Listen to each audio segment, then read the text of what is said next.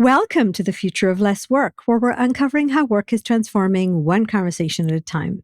I'm Nirit Cohen, and today we're talking about one of the most important motivational elements so many people are looking for in work these days: meaning. If you've been listening to this podcast, you've heard me sign off each and every episode the same way. Your best people do not work because you pay them. They do not work because you tell them to or because you measure them on it. They work because by working for you, they're achieving what's important for them in life. People want more than pay and benefits. They want to matter. My guests today are Wes and Tamara Myles. They're authors of Meaningful Work, and their research at the University of Pennsylvania shows that nearly 50% of our experience of meaning at work comes down to what leaders do, which is really interesting because it means there's something you can do to ensure your employees find their work meaningful. In their book, Meaningful Work, Wes and Tamara create a practical roadmap for how leaders can unlock passion and performance, not just in theory, but every day on every team. Wes, Tamara, welcome to the Future of Less Work. Thanks you. For having us. So delighted to be here. So let's start with the basics. What is meaningful work? So the way we define meaningful work emerged from our research with over 25 industries, thousands of people. And we find that meaningful work is work that builds community, helps you feel a sense of community, helps you contribute to something that matters, and that challenges you to keep learning and growing. So community, contribution, and challenge are the 3 C's that make work meaningful. They're the 3 main pillars of meaningful work. So it's interesting because we sometimes think of meaningful work as, saving lives or doing something really important that matter. What if you're working in just, I don't know how to say this, but like an everyday job, and you can't see the direct line between what you do and changing the world? This is one of the biggest misconceptions about the idea of meaning at work, that you have to have some sort of, hugely purpose-driven job, that you have to be saving the world or working in healthcare or something like that for your job to be a meaningful one. And what we've found is that, your job doesn't have to be your life's calling for your work to feel worthwhile. Meaning actually comes from these discrete moments of community contribution and challenge that can happen in any job, any day, if you know where to look, and also if you have the help of a great leader. And so one of the things that we've done is really to, through our research, identify what are the ways that leaders can help people find those moments of meaning. And we've talked to also people in a range of jobs. So, everyone from hairstylists and custodians to software developers and, people that work all across the spectrum. And we found that this holds no matter what job you're in. So let's talk about some examples, because I actually thought that the most interesting portion was this idea that the manager can make a difference. And, you gave the example of hairstylist or custodian, right? We don't think of this as like we said, saving lives or like big meaningful jobs. So give me an example of how you can switch somebody's perspective. Yeah. So if you think about meaningful work, less about what you do, but more about how you experience what you do, leaders have a huge role, managers, right, in shaping that experience. And so focusing on the 3 C's, we'll start with community. So community is about feeling that you belong, that you can show up authentically, share parts of your true self, share your real thoughts, right? So community says, I matter here. And one of the practices in the community C that we found really predicted a very strong sense of belonging was asking people about what's going on in their lives outside of work. The question in our research that predicted the strongest sense of community was, my leader cares about what's happening in my life outside of work. And it's caring. It's not just asking to check the box, but following up, asking more questions. If somebody said, oh, this weekend, my son has a soccer tournament and I'm going to be at the sidelines. I'm so excited. Then Monday, you can follow up and say, hey, how did the tournament go? These little small moments, research shows that it only takes 40 seconds to form these high quality connections, these moments that build trust, that build belonging over time. And so it's not a huge time investment, but it really pays off. Okay. So the very basics, we're human. People want to know that they matter. And sometimes it's just, do you see me? Exactly. And I'll let Wes talk about contribution. Contribution is really interesting. This is the one that we often confuse with purpose, right? Meaning and purpose are very often confused with each other, even though they're separate things. So having a purpose, having this higher order goal that you're working towards is great. And we encourage you to think about what that is and companies to think about what that is. But having a purpose doesn't create meaning. It's seeing progress towards a purpose or some kind of impact on others that creates this sense of contribution that's meaningful to us, right?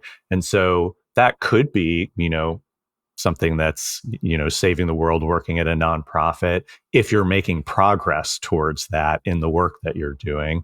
But it could also just be delivering for your customers at a high level and understanding how you've positively impacted them. It could be seeing how you contribute to larger business goals, or it could even be just the way that you contribute to your colleagues and your coworkers. And so any of those things, any small moments where you're receiving positive feedback or someone tells you how you've made their life a little bit better through your work, can create a sense of contribution. So when you talk about managers making a big impact here, what do we do or need to be doing to make sure that that happens? Go ahead, Wes. The biggest thing that we can do is share positive feedback. Just tell people when they're doing something well, thank them for their work.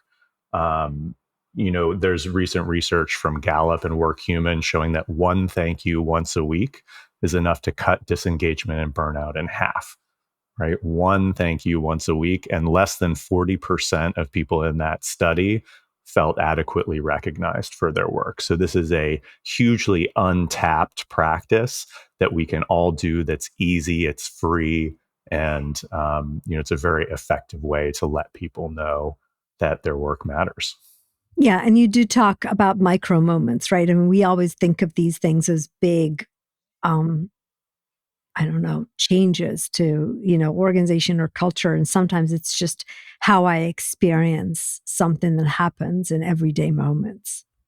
Exactly. One of our clients, when we were talking to them about positive feedback, gave us this way to think about it that I love. And it's, thinking about positive feedback doesn't always have to be these grand moments of, all right, I'm going to send this long email with all the things. And so the way they talk about it is on stage, backstage, and after the show, right? Like 3 ways to give affirmation and positive feedback. So if you think about on stage, it could be during a meeting, somebody is presenting and you can give the nods, the nonverbal affirmations and the smiles, the thumbs up, those kinds of things. Backstage is like right after the quick thank you. Hey, that was really great. If it wasn't for you, this meeting would not have stayed on track. Thank you for XYZ. And then after the show is when you can take some time and really give more thoughtful feedback. And we share in the book and on our website for free a model for giving positive feedback that we call the BEST feedback model. And that's an acronym for behavioral, explicit, strengths-based, and timely. And so doing a combination of the 3, the on stage, backstage, and after the show, can keep the momentum going in a way that's not super taxing, that you don't have to take, this huge chunk of time to do it. Yep. And doesn't cost money, right? We always think of recognitions as needing to somebody else needs to approve them. And I talk a lot about the motivational paycheck that managers hold in their own hands and doesn't take anything but your own decision to actually exercise it. I love motivational paycheck. That's such a Yeah. great term. It makes it really Yeah. concrete. Yeah, Yep. one of the titles that we were kicking around for the book with our publisher was More Than a Paycheck.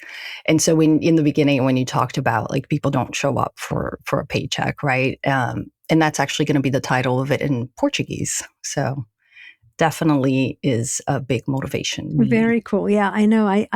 I use that mostly. It comes from volunteer, right? The people volunteer, they don't get a paycheck, but they get something, and it's not just the doing, but good portion. There are a lot of elements there. So you're absolutely right. Okay, we talked about 2 C's. What's the third one?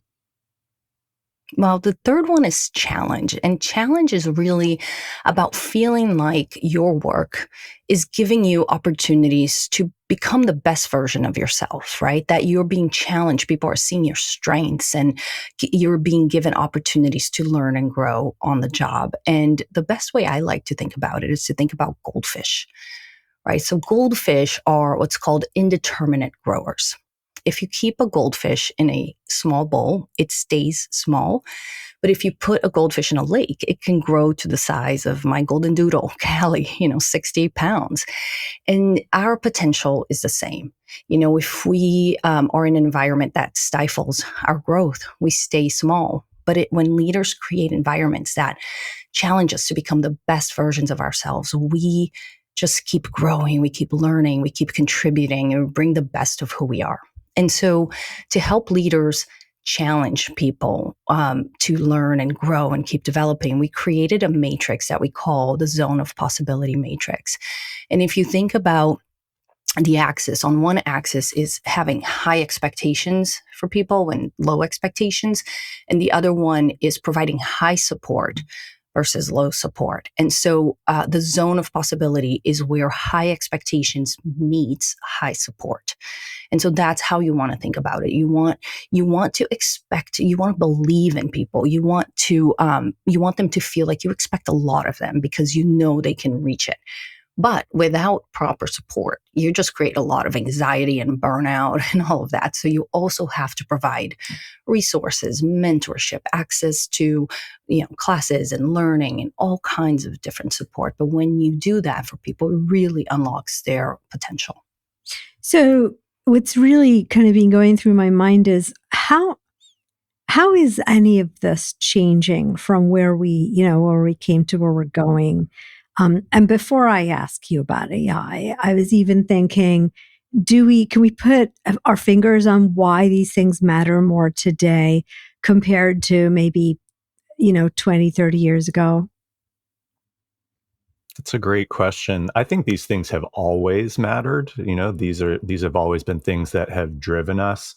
Culturally, I think the expectation for these things has become greater and greater, especially in a post-COVID world, especially with the Gen Z cohort who's really driving this conversation at the moment in various ways. And yeah, I think we've come to expect more than a paycheck from our jobs, right? Like a salary, benefits. These are kind of table stakes. They get you in the door, but they're not going to keep you engaged. They're not going to help you deliver your best work or reach your full potential or innovate. And I think that's one of the biggest things that we have to realize is we're in a place where what we did yesterday is not going to work tomorrow, right? We're not doing repeatable tasks over and over again. We are in this place in work where, we've got AI coming in, the environment is changing very rapidly, and we need people to exercise their highest human capabilities, creativity, innovation, persistence, resilience. And these require us to be fully engaged, and meaning is the fuel that drives those things. That's what creates our ability to operate at the highest level.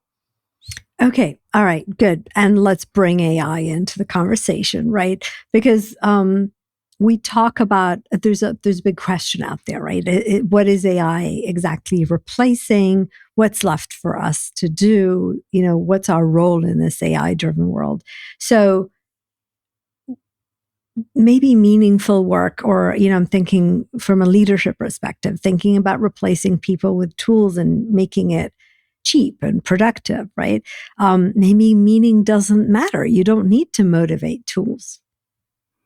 Maybe. I think it's way too early to tell, but when we were writing the book, we really wanted to include something about the future of meaningful work. And so we interviewed experts, people that are really doing research on AI and the impact, and people that are working, in organizations and thinking about integrating AI. And we came off of those meetings and interviews with a very hopeful vision for AI. And that is that, AI can replace some of more of the mundane administrative tasks and really create more time for us to have more of these human interactions, these human moments that really create and shape our experience of meaning at work. And I think that is a really hopeful vision, and it depends largely on the people that are developing these tools and integrating them, and how are they thinking about the human experience and maintaining that and the ethics behind it and all of that. On the other hand, there is a less hopeful vision, which I think we're starting to see a little bit of, which is AI like replacing. There was one company, and I was trying to rack of my brain. I've been doing a little bit of a deep dive on AI and meaningful work. Wes and I are writing an article about that for HBR. And there was a company that said, we're going to replace some of our workforce. It was a call center thing, and they were replacing it with AI, and they fired a bunch of people and they replaced it with AI. And then the CEO just came out and said, well, actually, the quality really suffered. We're hiring people back. And so I think we're in a messy transition era. And that said, I think these human skills are going to be more important than ever. The ability to connect with people, the ability to think creatively, the ability to solve problems, all those things that create meaning at work, and the experience of meaning is going to matter so much more in the age of AI, I think. So it's interesting. I've been having these conversations with a lot of people, and I call this the pendulum from the $1 billion company with no people, right? Which is the extreme situation of replacing people with technology, to the $1 billion person with no company, which really means that there's also the other side of this, where the tools allow us to do a lot of things that we couldn't do before. And maybe we're creating a meaning economy because, and I called this podcast The Future of Less Work, not in the dystopian way, but because there is a social contract that's changing around how we want to work and live and integrate the two. And if we can offload some of the work to AI, maybe we can actually start doing things that we never got around to doing and create a meaning economy. Actually go tackle the big, whatever it is that you're passionate about. Maybe I shouldn't say big, because it might not be, like you said, save lives, but whatever I think matters. I think this is it's kind of the fundamental question of this moment, right? Are we designing this technology in a way that focuses on efficiencies? Are we trying to streamline things within our companies and cut costs and make the most out of what we have? Or are we going to use it for its potential to reimagine and redefine the way that we work, the way that we live, which is also hugely possible if we have the right voices involved in designing it? I think what I'm seeing now is, largely it's just AI developers and large businesses who can afford to pay those AI developers who are developing this technology with largely a focus on the efficiency piece of it, right? And you're seeing when they're trying to implement it across their organizations, people are not very excited about that. Adoption is a huge problem right now because people don't see what's in it for them. And because a lot of times it's designed really to replace what they're doing, right? Rather than enhance.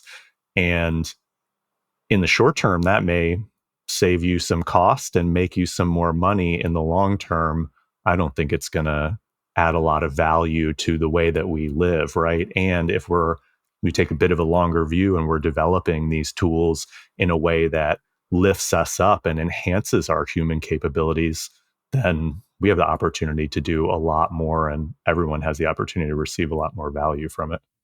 Yeah, I agree. And I usually tell managers if you're implementing tools all the way through to replacing people like an Excel spreadsheet, you might lose what makes you you, Yeah. right? Yeah. Okay, awesome. So just kind of wondering if a leader is listening to us right now and they're wondering, where do I start? What would be the one thing that you think I should go do starting now to create more meaningful work on my team? So, where to start is as easy as your next meeting, your next one-on-one, your next interaction. And I would say one way, and I'll give one idea, and then maybe Wes can give one idea. But one way to create more meaning in your next meeting is to start, instead of like diving right in and getting to business, to start with a little bit of a show and tell. Maybe have somebody in the meeting bring something, an object or a photo that's personally meaningful to them, and share the story behind that for like 2 to 5 minutes and tell the story about that. And what happens when this when this is made possible is that if I bring in a picture of my 2 dogs in the summer splashing in the lake, for example, somebody else might be like, oh my God, I have dogs too. And what's your dog's name? All of a sudden you start building this network of connections with each other, that you didn't have before. And so that not only creates meaning in the moment, it takes less than 5 minutes, but it also increases our collaboration, our creativity, and all the other, work outcomes that we want. So it's a really great way to create meaning in your next meeting. Awesome. Wes? I would say one that's on my mind, especially after our what we just talked about, is how you're giving people the opportunity to stretch and challenge themselves and innovate. And I think one of the things that we very often do is give a job to someone who we already know is going to do it well, right? We're like, oh, this person, always delivers. I'm just going to keep giving this work to this person. And we deprive other people on the team from the opportunity to learn how to do that thing well, right? To grow their own capabilities. And so I would say, when you have a new assignment, think about giving it to someone who maybe you don't usually give it to, and push them a little bit, let them stretch themselves and give them the space to figure it out. That's fabulous. Wonderful. So, question for you that's slightly different because we always have answers, right? But I actually want to ask, what's the question you think we should all be asking about the future of work these days? Oh, that's a good one. I think there's so many questions. I think for me, the big question is, to try to bring to life a more hopeful vision would be, how are we integrating AI into our workflows, our work days in a way that can enhance the human experience? I think I would that would be a question that I think is important. Awesome. I really like that one. I'm thinking it would be great for all of us to really take a step back and say, what are we hoping for from work? What is it that we're trying to achieve here? Because I think our organizations are not designed to meet the current reality of the way the world is now. They're all based on, the Ford factory model. And that's not really the type of work that we're doing anymore. And we're getting to this point where, like you said, AI could potentially take over a lot of these mundane, repeatable things. And that's going to free up a lot of people to do other things. And what do we want people to do at that time? What do we want that to be about? Yep. Absolutely. I think it's an interesting question for organizations. It's also an interesting question for people, right? We talk about meaning. What do you want? The time you free up with technology to enable you to do. Wow. Thank you, Wes, Tamara. Thank you for joining me on the Future of Less Work today. It's always nice to remember that meaning is not a luxury, and it's not soft, and it's not an extra, right? That it actually feeds into the essence of what you do and ultimately into performance and resilience. And thank you for joining us on the Future of Less Work. And remember, like we started, right? Your best people do not work because they have to or because you tell them to. They work because they want to, because by working for you, they're accomplishing what's important for them in life. Until next time.